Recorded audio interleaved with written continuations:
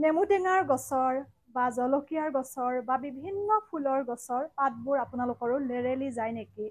বা এটা বগা বগা ফেনজাতীয় পোকে ধৰিছে নেকি, যিটোক আমি মিলি বাগ বুলি কওঁ? সেই পোকটো হ'লে ফুলজোপাত বগা বগা ফেনজাতীয় হয়, লগতে এটা বগা বগা এনেকুৱা আঠাজাতীয় হৈ যায় আৰু ফুলজোপা একেবাৰে বাঢ়িব নোৱাৰে। বা নেমু টেঙাৰ গছত বা জলকীয়াৰ গছত এই সমস্যাটোৱে দেখা দিলে গছজোপা একেবাৰে মৰহি যোৱাৰ নিচিনা হয়। যদিহে এই সমস্যাকেইটা আপোনালোকৰো আছে, তেতিয়াহ'লে এই ভিডিঅ'টো আজি আপোনালোকৰ বাবে। যিহেতুকে ফুল ভাল নোপোৱা মানুহ কোনো নাই, সকলোৱে ফুল ভাল পায়, হয়নে?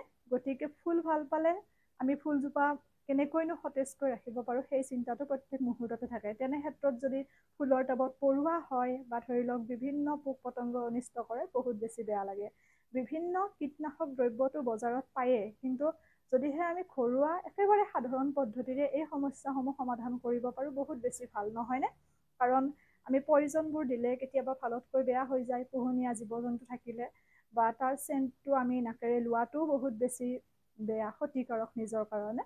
গতিকে পলম নকৰি বস্তুখিনি আপোনালোকক চিনাকি কৰাই দিওঁ। যদিহে আপোনালোকৰ ফুলৰ গছত, নেমু টেঙাৰ গছত বা জলকীয়াৰ গছত পোকে ধৰিছে, পাতবোৰ লেৰেলি গৈছে, তেতিয়াহ'লে এই পদ্ধতিটো কৰিব। আৰু যদি টাবত আপোনালোকৰ পৰুৱা হৈছে, তেতিয়াহ'লেও আপোনালোকে এই পদ্ধতিটোৱে কৰিব পাৰিব। দুটা পদ্ধতি জনাম, আপোনালোকে যিকোনো এটা কৰিলে উপকৃত হ'ব। প্ৰথম পদ্ধতিটোৰ বাবে আপোনালোকক লাগিব চাৰ্ফ, মানে আপোনালোকে যি ডিটাৰজেণ্ট ব্যৱহাৰ কৰে কাপোৰ ধুবলৈ। কোনোবাই চাৰ্ফ কৰে আৰু কোনোবাই বেলেগো কৰিব পাৰে। চাৰ্ফ বুলিয়ে কৈছোঁ। আপোনালোকে চাৰ্ফ ল'ব 2 চামুচ। ধৰি লওক আপোনালোকে এবাল্টি পানী, সৰু বাল্টি যে থাকে, এবাল্টি পানীত 2 চামুচ চাৰ্ফ লৈ পেলাই ধুনীয়াকৈ মিহলি কৰিব।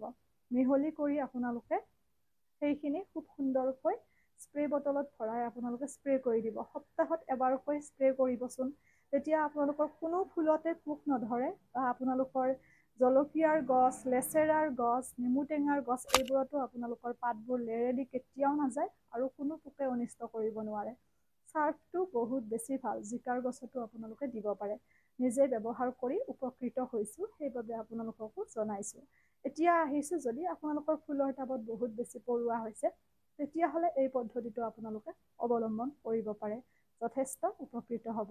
যিটো আমাৰ মহানিম তিতা আছে, মহানিম তিতাৰ পাত আপোনালোকে এমুঠি ল'ব, খুব সুন্দৰকৈ পিচি ল'ব, মিক্সিত হ'লেও ল'ব, পটাত হ'লেও ল'ব। পিচি পেলাই আপোনালোকে ৰস উলিয়াই ল'ব। ধৰি লওক আপোনালোকে 4-5 গিলাচ পানীত এগিলাচমান ৰস উলিয়াই ল'ব মহানিম তিতাৰ, আৰু সেই ৰসখিনি খুব সুন্দৰকৈ পানীৰ লগত মিহলি কৰি আপোনালোকে স্প্ৰে বটলত ভৰাই যদি ফুলৰ টাববোৰত স্প্ৰে কৰি দিয়ে, তেতিয়া আপোনালোকৰ কোনো কাৰণতে ফুলৰ টাবত পৰুৱা হ'ব নোৱাৰে।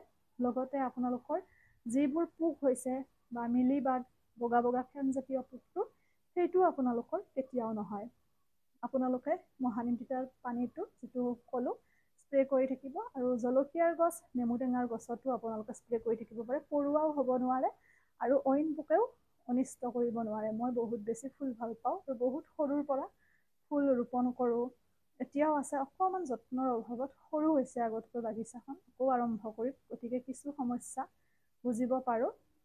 আপোনালোকে ব্যৱহাৰ কৰিব আৰু জনাবলৈ নাপাহৰিব। আৰু এটা কথা, যিটো ফেনজাতীয় পোক বা পাতবোৰ লেৰেলি যায়, জেকা ঠাইত থাকিলেও আচলতে এই সমস্যাটোৱে দেখা দিয়ে। গতিকে আপোনালোকে যাতে বহুত বেছি জেকা নহয় বা অহৰহ পানী পৰি নাথাকে, সেইটো লক্ষ্য ৰাখিব। বহুত বেছি জেকা ঠাইতো নাৰাখিব আৰু বহুত বেছি ৰ'দতো ফুলৰ টাব ৰাখিব নালাগে। এটা মধ্যমীয়া অৱস্থাত আপোনালোকে ৰাখিব। আশা কৰোঁ ভিডিঅ'টিয়ে বহুত উপকৃত কৰিব, যিসকলে এই সমস্যাৰে জৰ্জৰিত। কাৰণ ফুল ভাল নোপোৱা মানুহ কোনো নাই। আৰু এটা কথা, খেতি বুলি ক'লে আজিকালি চহৰত থকা মানুহেও ছাদৰ ওপৰত হ'লেও এখন খুব সুন্দৰকৈ কিটচেন গাৰ্ডেন কৰি লয়। কাৰণ সেউজীয়া সকলোৰে প্ৰিয়।